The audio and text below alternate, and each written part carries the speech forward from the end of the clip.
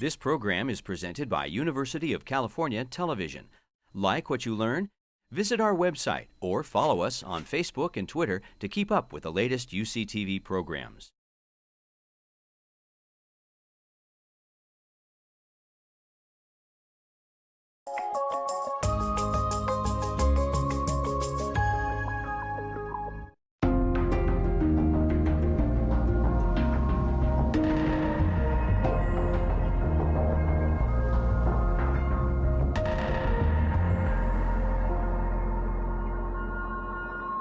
I think what I want to do is talk a little bit about the history of SCID and give you a sense of how some of the advances that have been made for treating many other diseases have in fact originated with some of the things that we've learned about severe combined immunodeficiency over the years.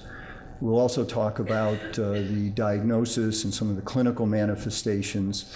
And then I'll give you an update, most recent update, I think, on therapy for severe combined immunodeficiency, and then talk about newborn screening, which I think is very exciting.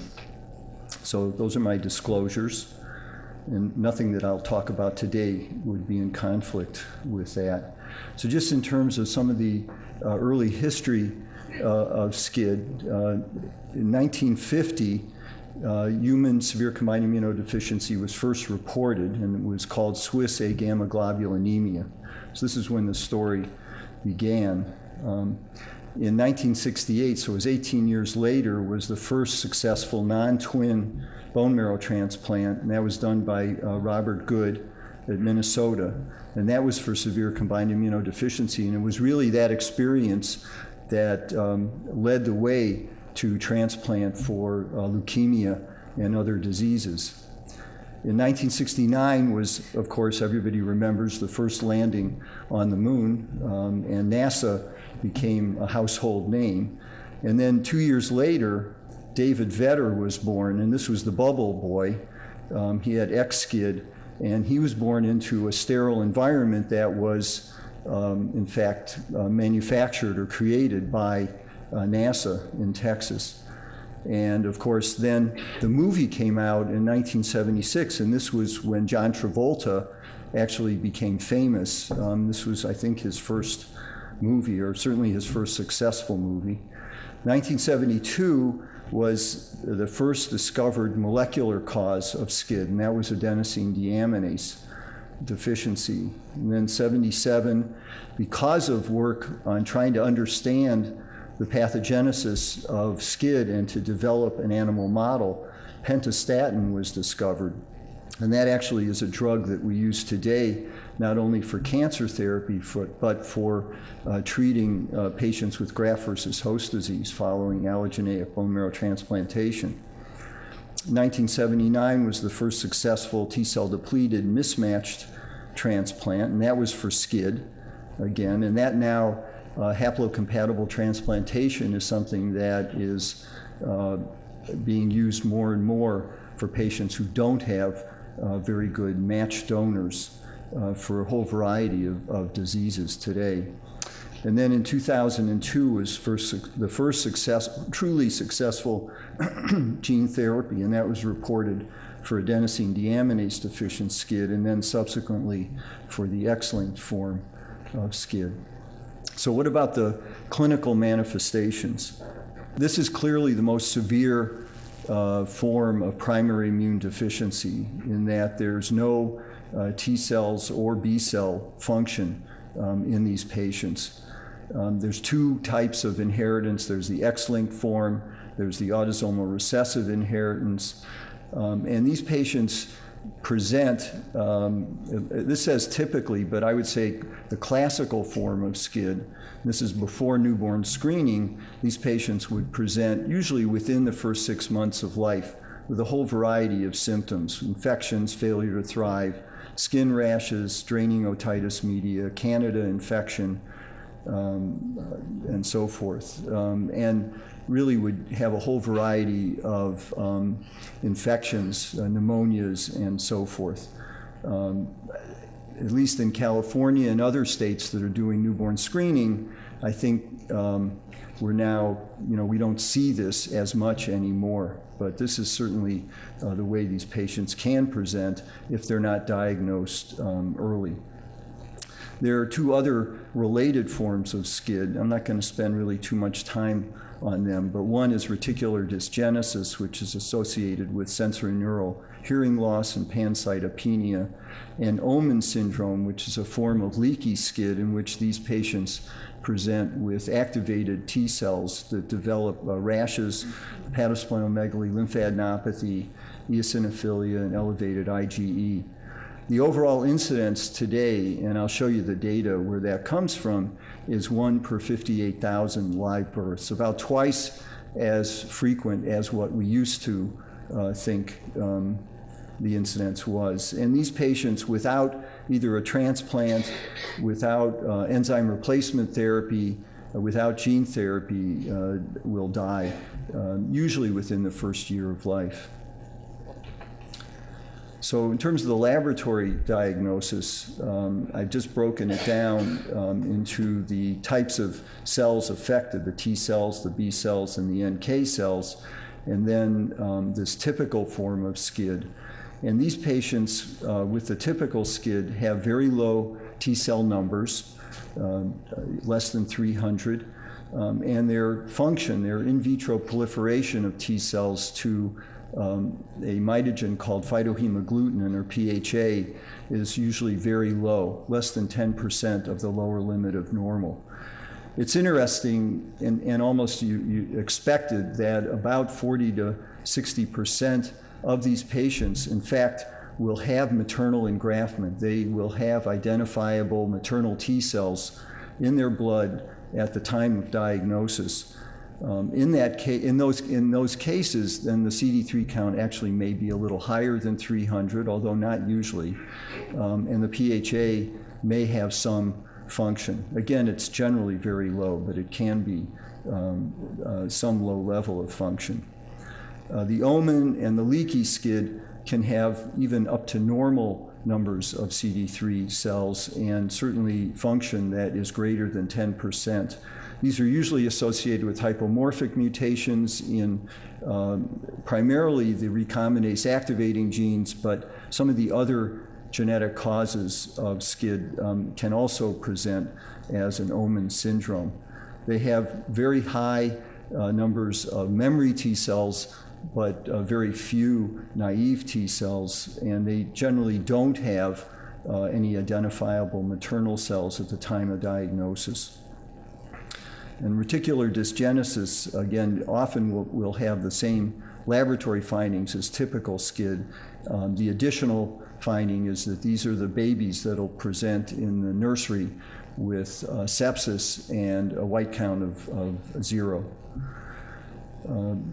And then the B cells, of course, in patients with SCID may be present, but and their immunoglobulins are generally low, but they can be normal. But the bottom line is that there's no antibody production. They don't make specific antibodies.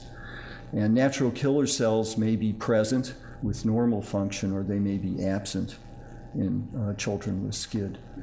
So just looking at the types of SCID and the genetic causes, I've just broken it down into 3 categories. Those involved with DNA synthesis or DNA metabolism, and adenosine deaminase, or ADA, is the best example there. And the phenotype in those patients is typically a T minus, B minus, NK minus, meaning that these patients basically don't have any lymphocytes or very low numbers of lymphocytes. Their lymphocyte counts is often 1 or 200.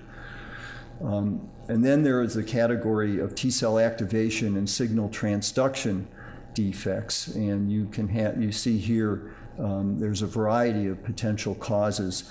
The phenotype in the ones involving the T cell receptors or ligands is an absence of T cells, but presence of B cells and natural killer cells.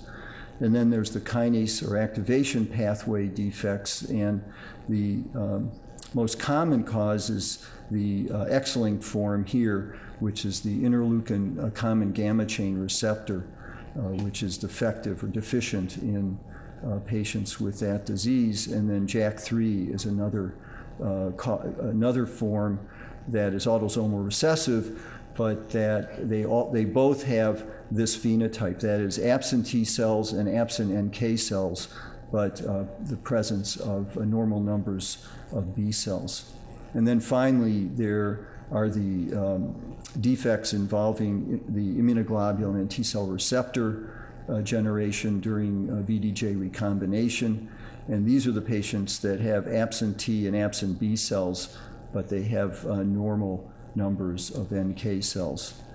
And there's two categories. One is just affected, in which only VDJ recombination is affected, and that's the recombinase activating genes, either number 1 or number 2. And then the other category affects not only VDJ recombination, but also the DNA repair pathway. And there's a variety of genes that are affected or that can cause that phenotype and severe combined immunodeficiency disease. So what about transplantation for these patients? So the rationale is the same as pretty much any non-malignant disorder or marrow cell defect. That is, you want to replace the defective stem cells in the bone marrow with cells from a normal, healthy donor. So for most diseases, not SCID, but for most diseases, you have to accomplish two goals. One is you have to make space or open up niches in the marrow for the donor cells to engraft, and then you have to prevent rejection of the donor cells. To make space, the most common drug used is high-dose busulfan, but also melphalan and sometimes thiotepa have been used. And in order to prevent rejection, high-dose cyclophosphamide or fludarabine are commonly used. Now, for severe combined immunodeficiency disease, there are two distinct, and I would say even today, controversial approaches. So there are clearly the people who favor high-dose chemotherapy for these patients, just as you would treat a patient with leukemia getting an allogeneic bone marrow transplant. And it's true that if you do treat these patients with high-dose chemotherapy, they will engraft with donor T cells, and in most patients, but not all, they'll also get B cell reconstitution, which is, of course, the goal for transplantation for these patients. If you give the alternative approach, which is minimal to no chemotherapy, in most cases you'll get donor T cell reconstitution, but often you won't get B cell recovery. So these patients will be cured of their T cell defect, but will require supplementation with immunoglobulin therapy in order to manage the B cell defect. So the issue is B cell reconstitution versus the morbidity and mortality associated with exposing young babies to high-dose chemotherapy. This is especially an issue, and I'll show you the data to support this, in patients with active viral infections at the time of transplant. Maybe that's a little bit going to be less of an issue today now that we have newborn screening and can diagnose these children prior to them getting infected.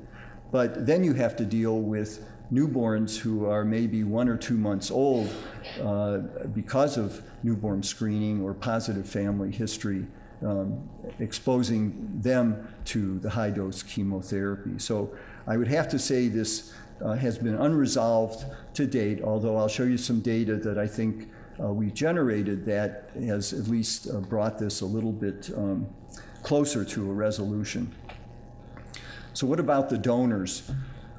This is just an example here of the inheritance patterns, and I'll go through this, try to go through this quickly for the sake of time, but basically we're looking for histocompatibility between the donor and the recipient. And there are 12 genes that are the major HLA genes that we try to match for. There are 6 maternal and 6 paternal.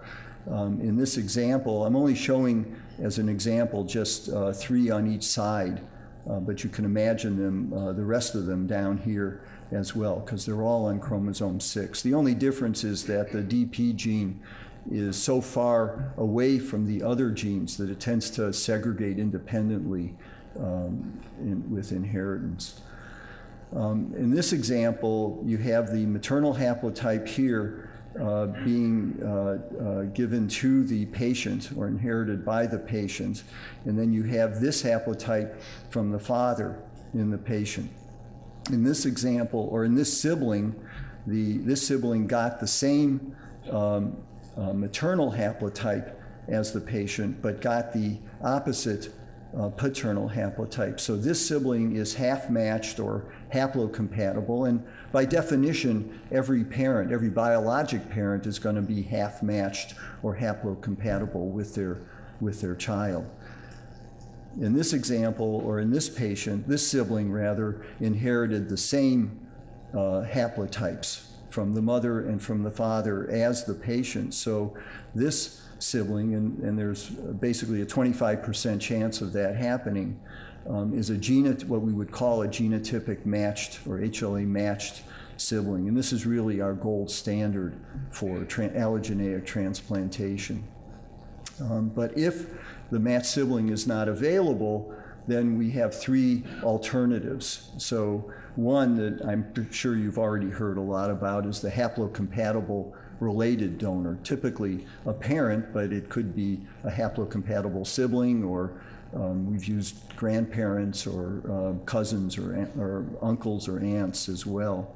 But to use these types of donors safely, one has to do T-cell depletion in order to avoid graft versus host disease, which is a very serious complication, potentially serious complication of transplantation. It's mediated by donor T cells, and depending on the degree of mismatch, can have a mortality as high as 15 to 20%.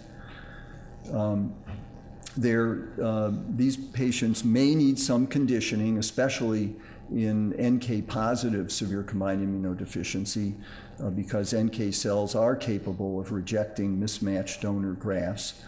And some of these patients may have inadequate or incomplete T cell reconstitution and no B cell reconstitution without conditioning. Then there's the HLA matched unrelated volunteer adult donor. One of the big issues for them, using them, is that the average time to find such a donor is 3 months. So when you have a child with SCID, there's a sense of urgency to try to get a graft into them to begin T cell reconstitution before they get infected. Typically, high-dose chemotherapy has been used when unrelated donors are used. And although we have some data that we've recently published that this may not be necessary, but there is a high risk of graft versus host disease when unrelated adult donors are used. And then there's the cord blood donor, in which generally high-dose chemotherapy is needed for these transplants. There's increased rejection even with chemotherapy, although probably not to the same extent with SCID as with other non-SCID disorders. There's still a risk of graft versus host disease because generally we're not using perfectly matched unrelated cord bloods, we're using mismatched cord bloods. And of course, once you've used those cells, there are no cells left over, so you can't go back to that donor to get any additional cells if you want to try to boost the transplant. So SCID has been hard to study. Most centers will see at most maybe 1 or 2 patients per year. There are no standard protocols for treating SCID, and therefore each center has developed their own approach and their own way of doing it. It's difficult to write protocols for SCID at a center. and getting IRB approval just for one patient. So in 2007 and 2008, we organized 2 NIH conferences on primary immune deficiency, and this resulted in a grant application to the Office of Rare Disease Research for a U54 consortium grant, which was part of the Rare Disease Clinical Research Network number 2. And we were fortunately funded starting in 2009, and we actually just got our renewal this past September for another 5 years. We added one more center to the 43, so we now have 44 centers in the US and Canada, and we have 3 centers in Europe. We have a steering committee, we have an external advisory committee, scientific planning committee, and 5 patient advocacy groups that are involved in this consortium. This just shows you, actually, let's see. This shows you the, just the distribution of the centers all over the United States, plus in Canada, and then we have the 3 centers in Europe. The major objectives of the PIDTC is to characterize the long-term outcomes and late effects in children with 3 different primary immune deficiencies: SCID, Wiskott-Aldrich syndrome, and chronic granulomatous disease. We want to try to define critical factors and biologic markers that predict outcome for these disorders. Our goal is to ultimately capture the majority, if not all, of the children diagnosed in the U.S. with severe combined immunodeficiency disease. We have a program for training fellows and junior faculty, and of course we want to try to disseminate information about what we find. These are the 4 protocols that are active now. One is a prospective study of babies or children with severe combined immunodeficiency disease.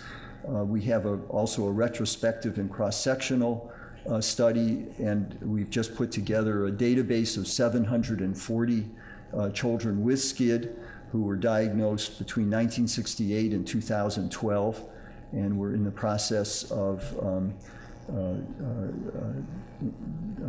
analyzing that data set. And I think there's going to be a lot of information over the next year and a half that will come out based on this study.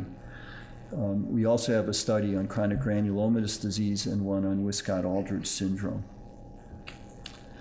So what are the questions that we were trying to address in 2014 to 2015? Well, the big interest has been newborn screening, and we're now, I think in the United States, screening more than 60% of all newborns. There are 23 states. Every time I update this, it gets out of date very quickly. So there's at least 23 states and the Navajo Nation that are screening. And with this, I think it's possible to identify and cure all babies with severe combined immunodeficiency disease. So the questions that we had that we wanted to try to answer were: what's the best alternative donor type when a matched sibling is not available? What's the best approach for the SCID patient identified at birth? What's the best approach for a patient with active infection? And should conditioning be used to promote B-cell engraftment?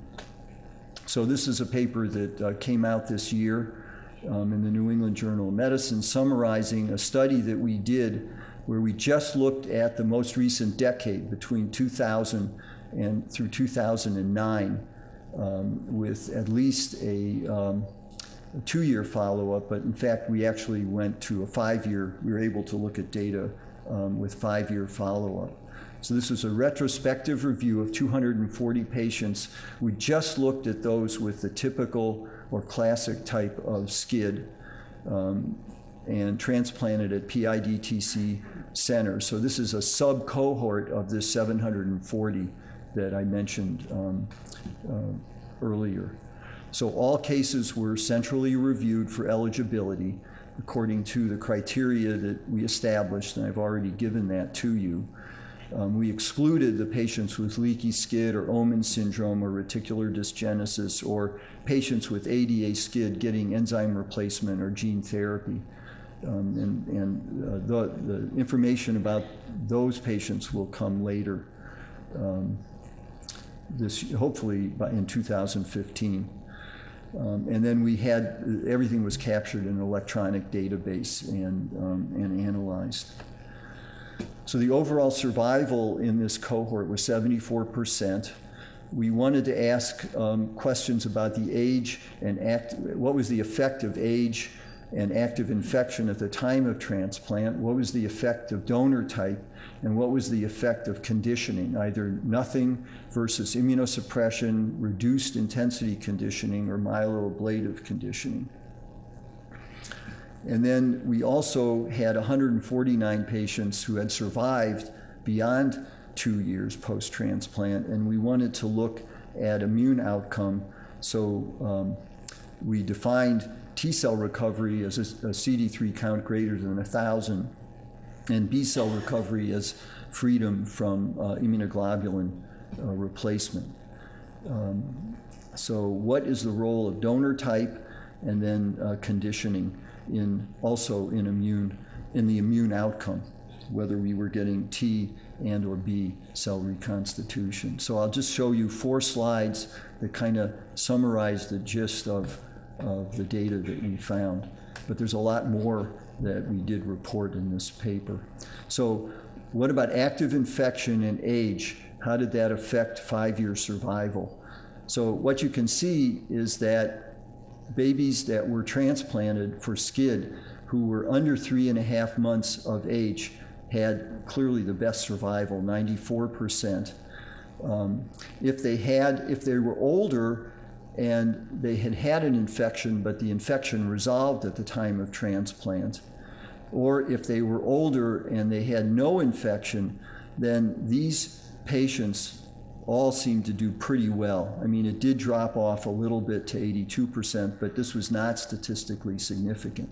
However, in the group, this older group that had active infection at the time of transplant had a significantly poorer outcome of 50% chance of survival at 5 years. What about donor type and conditioning? Well, so again, the matched sibling is clearly the gold standard. 97% of those patients are alive at 5 years, were alive at 5 years post-transplant. If you just look at this mismatched related, these are the haplocompatible donors who did not get any conditioning. They did the best, next best, 79% were alive at 5 years, although unrelated donors or other related donors who didn't get T-cell depletion, they also had a very good survival of 74%. The group that didn't do well and was significantly different were the haplos that got conditioned, or the umbilical cord blood recipients who also got conditioned, and they had the poorest and significantly survival. What about survival in the young infants? So there were 68 children with SCID who were transplanted prior to 3.5 months of age. And basically the bottom line is that regardless of how they were treated, they all did very well, and there was no statistical significance between the outcomes in any of these patients. And then finally, what about the patients with active infection at the time of transplant? So there were 106, so almost half of the children in this 240 patient cohort had active infection at the time of transplant. You can see that if they got a haplocompatible transplant with no conditioning, they had the best outcome. Again, the matched sibling was clearly the very best. And then if you compared it to any other type of donor that got conditioning, the results were really very poor, and that was, again, highly statistically significant.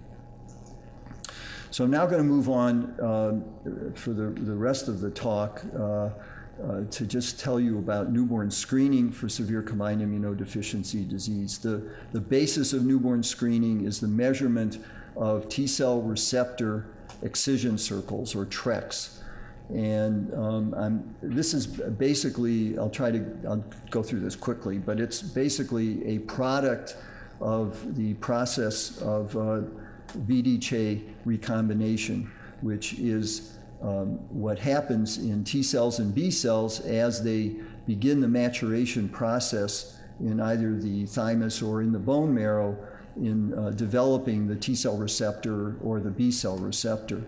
And this is the example of the T cell receptor process. And here, just in this example, you have a V region that is going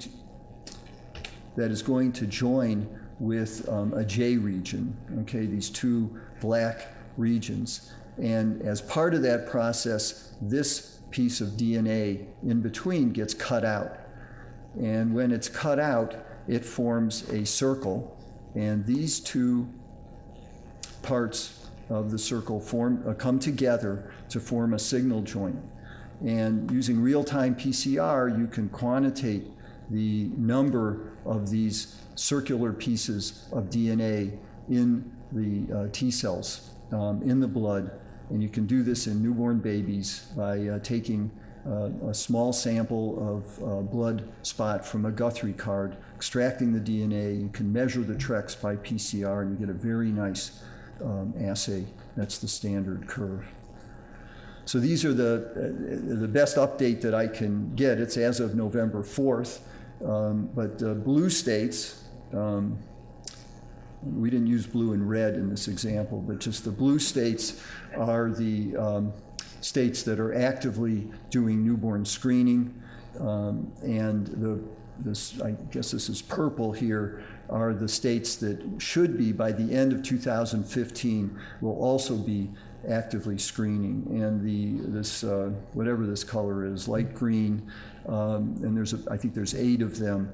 At this point, they've not expressed any desire to start newborn screening. So the ones we're working on, the one that we're really worried about is Arizona, because as some of you know, the Navajo Nation has a very high incidence of severe combined immunodeficiency disease. And unfortunately, while there is newborn screening there, some of these families have moved to Phoenix and other places in Arizona, and they're having SCID babies that are not being picked up by newborn screening. So this is a study that we initiated, the PIDTC initiated a couple of years ago, to look at what was the current national experience with newborn screening in the United States. And it involved the 10 states, I've listed them here, plus the Navajo Nation, that had been doing screening over a period of about 3 years. And there were 3 million infants that were screened during that time period in these states. 52 were diagnosed with typical or leaky SCID or Omen syndrome. So they had SCID, and that's where we are now getting what we think is the most accurate estimate of the incidence of SCID of 1 per 58,000. You can see the range here. There were another 411 babies that were picked up with T-cell lymphopenia who did not have SCID. And about a third of them were associated with syndromes like CHARGE, like the George syndrome, like trisomy 21, that in fact turn out to have low TREC numbers at birth.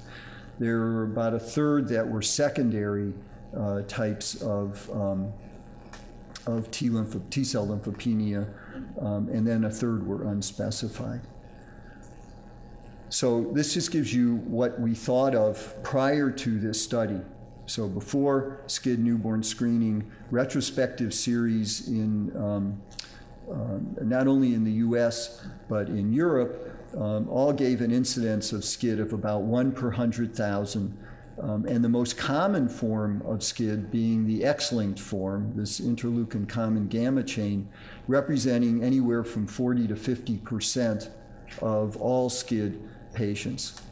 Well, this is what we think is really going on based on the prospective study of 3 million babies in the US. So the incidence is now 1.7 per 100,000, almost twice of what was currently thought. And the distribution is a lot different in some respects anyway. Certainly the incidence of the X-linked form is now more like 19 or 20%.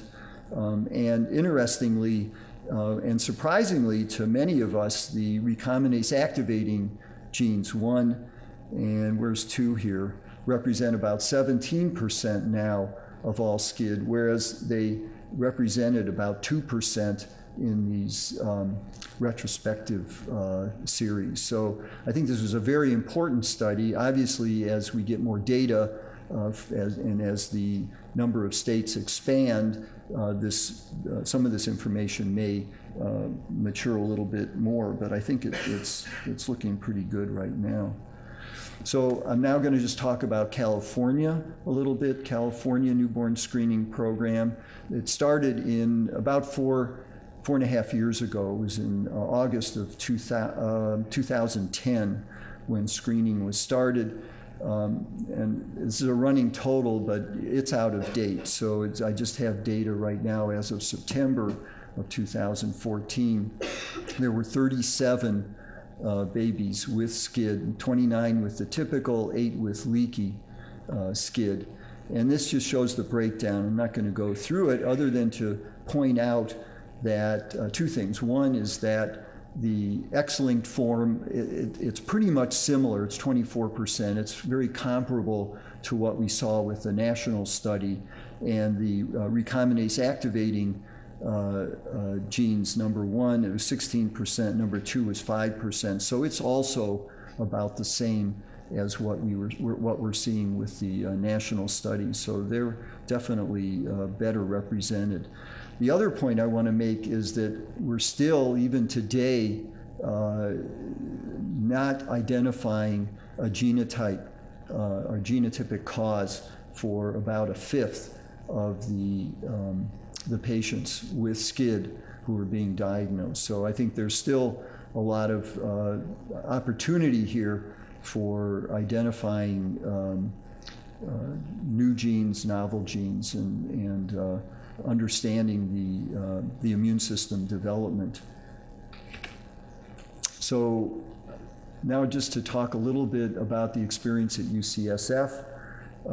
We have seen as of October, and so this number's out of date, but I didn't update this. I think this will give you an idea.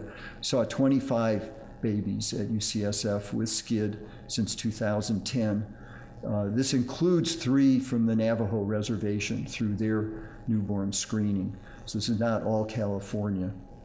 5 have not yet been transplanted or are not going to, at least 1 is not going to be transplanted, or 3 of them aren't. 1 with a pretty bad or severe T-cell lymphopenia, also had macrocephaly, speech delay. Interestingly, because we weren't quite comfortable with moving forward with a transplant, we watched this baby put the baby on immunoglobulin supplementation, prophylactic antibiotics, and watched the baby for a few months. And as we repeated the T-cell studies, they got better. And they got better to the point, and the baby was thriving. And we eventually stopped the prophylactic antibiotics, we stopped the gamma globulin, we immunized the baby, and the baby made normal antibodies. So that child seems to be doing quite well. So there's also a message there that we have to, for some of these cases, if they're not really obvious, they don't have a genotype and they may have other features, that a little bit of caution before jumping to doing a transplant is certainly indicated. 2 with ADA deficiency, we've referred to Dr. Cowan here for gene therapy. I think we have 2. Well, we want to get the second one into you anyway. And then 1 with leaky SCID is still being evaluated, and there's 1 with cartilage hair hypoplasia, or appears to have cartilage hair hypoplasia, but we can't identify a mutation. but that child is scheduled for a transplant in 2015. And then there are 20 that have gotten transplants. And I'll just show you quickly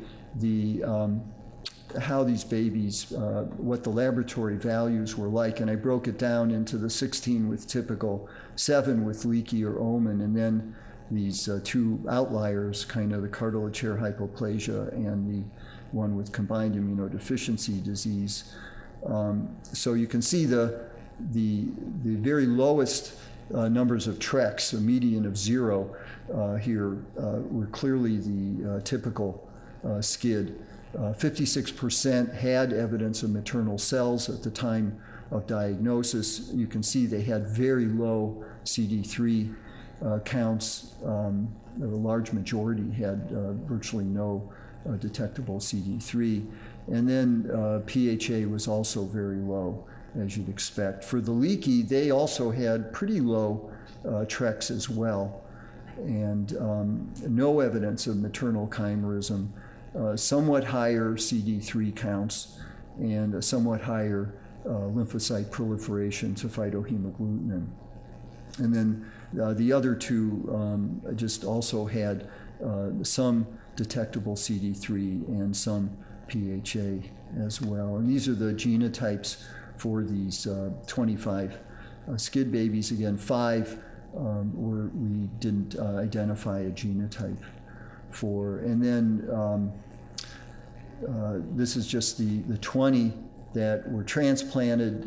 You can see that in the 14 typical SCID, we had the majority got haplocompatible transplants. There were 2 sibling donors and 2 matched unrelated donors. The age of transplant, the median age was 53 days, so we were able to make it before that 3.5 month goal or target.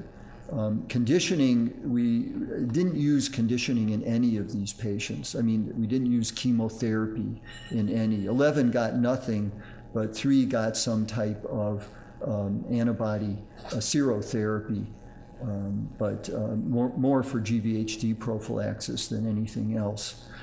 And 13 of the 14 engrafted. The only one that didn't engraft, we've not yet identified a genotype on that baby, and that baby unfortunately developed disseminated cytomegalovirus, probably from either nursing or at the time of delivery.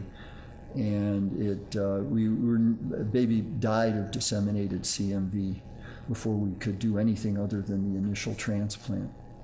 And then the leaky or omen, all but 1 got some form of conditioning. We're now looking at a half dose or a low dose, very low dose of targeted busulfan, and 2 of them got that, and 1 got sort of the standard dose of busulfan, the child with Omen syndrome, and 4 or 5 engrafted. The only one that didn't, again, had an unknown genotype, had multiple congenital defects, and we actually retransplanted that patient with an unrelated donor that we had found, and that patient's fully, and some conditioning, and that patient's fully engrafted, doing well except for these terrible congenital defects. And then the cartilage hair hypoplasia baby got an unrelated donor and is doing quite well. We waited because that patient did not have as severe a T-cell defect, and so we felt comfortable waiting until the baby was a little older before exposing her to high-dose busulfan. And that's our overall survival, 95% at 45 months. And this is the first child with severe combined immunodeficiency disease diagnosed in California by newborn screening. She had an IL-7 alpha receptor defect, got a haplocompatible transplant without any conditioning from her mother, and is fully reconstituted off all antibiotics, off immunoglobulin therapy, and this is really cute. And this is a child not from newborn screening, but it's kind of cute, and I just have to show it to you. But this is when I had more hair. So this is a number of years ago.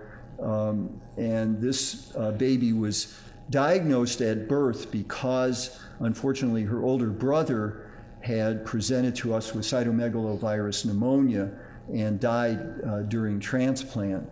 But we got her when she was, uninfected. Her mom here is, she's a flower child, still is, was the donor. Actually, she is. Yeah, she runs a flower shop, literally. But she's still she was the donor, and we got no conditioning. And then this kid has grown up. And this is the Valentine's Day card that she sent me last year, or a couple of years ago. And she's doing very well. I think she wants to go to medical school. So I just am going to end, and unfortunately, maybe it's good for me that Dr. Cowan had to leave. So I wanted to just summarize gene therapy, where we're at. So what's the advantage of gene therapy? Well, obviously you don't have to deal with an allogeneic transplant, so you don't have to deal with graft versus host disease. You don't have to worry about rejection because you're using the patient's own cells. And while in many cases you do have to do some conditioning to open up marrow niches, you don't have to give nearly as much as what you'd have to give for an allogeneic transplant. So the first truly successful gene therapy was for ADA deficiency, and what made it a success was giving low-dose busulfan. And this was first reported by the groups from Italy and Israel in Science magazine in 2002. The world experience is higher than this now. Probably Dr. Cowan could update this, but of the 40 that had been done, the 70% were successful. That means 12 went back on enzyme replacement therapy, but all survived. So there's been no mortality associated with that. And I think with the newer approaches that Don and others are using, this success rate is going to go up. And these are lentiviral constructs now that are being evaluated in the US by Dr. Cowan, and then in England and in Italy. And then the gamma chain or X-linked form, the first major report was of 11 children from Paris. That was in New England Journal using autologous marrow, and they used a murine leukemia virus vector. And they were very successful in 10 of the 11 in getting the gene into T cells, and then maybe they got it into B cells and a little bit into NK cells, at least initially in their report. But unfortunately, less than 40% of those patients were able to come off IVIG. So similar to what we've seen with allogeneic transplant, without conditioning, you don't get B cell reconstitution all the time, even with gene therapy. The bad news was that 4 of these patients developed T cell ALL because of insertion of the vector near an oncogene, the LMO2 gene. And there were a total of 21 patients overall that were treated either in Paris or in London. 20 were successful. There was only that one failure, but one in London also developed leukemia. So a total of 5 out of 20 developed ALL, which I think everyone agreed was not an acceptable risk for this approach. And currently, there are several studies ongoing looking at the lentiviral constructs or a modified murine leukemia virus vector that appears to have a much lower risk for insertional mutagenesis. But I think we're just going to have to wait and see. what the overall outcome is, since some of these patients didn't develop leukemia for several years after their gene therapy. And there's a question being raised whether some type of conditioning comparable to what's being used for ADA deficiency may be necessary even for these babies in order to achieve more reliable B-cell reconstitution. And then there are preclinical studies in Paris and in San Francisco now for doing gene therapy for the recombinase activating gene and for the gene that encodes for Artemis deficiency. So in summary, I think I've shown you that SCID has multiple genetic causes and phenotypes. Transplant and gene therapy are really the only cures for this disorder. An HLA-matched sibling, from the standpoint of allogeneic transplant, gives you the best outcome, but alternative donors are also effective. And I think, especially in patients who are infected, haplocompatible donor without conditioning would be the first consideration. There are clearly issues of conditioning in newborn babies. There's the question of toxicity versus T and B cell reconstitution. And if we're going to use conditioning, which we may end up having to use, or something that opens up marrow niches, then I think we need to identify the lowest dose of busulfan that will give us or achieve that goal. And there actually is a prospective study that we are planning through the PIDTC that will be a dose escalation, starting at a very low dose of busulfan and trying to determine what the minimal dose is that we need to use in order to achieve B-cell reconstitution. So we're hoping that that study will be starting in late 2015 or early 2016. Gene transfer for SCID, there's certainly the issue of insertional mutagenesis and the issue of marrow space in order to achieve B-cell reconstitution. And then I've told you about the PIDTC Consortium and the studies that we're doing not only on SCID, but with Scott Aldrich and CGD. And I need to acknowledge a whole lot of people, of course, at UCSF, and particularly Jennifer Puck, who really developed the TREC assay for newborn screening, and I think is the person who's responsible for newborn screening, the reason that we are doing it in California today, for sure, and in a growing number of states as well. And the funding for a lot of this work, and then, of course, the PIDTC. Oops, okay. Sorry, this is another patient. This patient presented with terrible parainfluenza viral pneumonia, and this was her 3 years later. She got a transplant from her dad, and I had to show this because I saw her in clinic, and she's into Project Runway, if any of you watched that. So she was showing me her Project Runway stance. Anyway, thank you.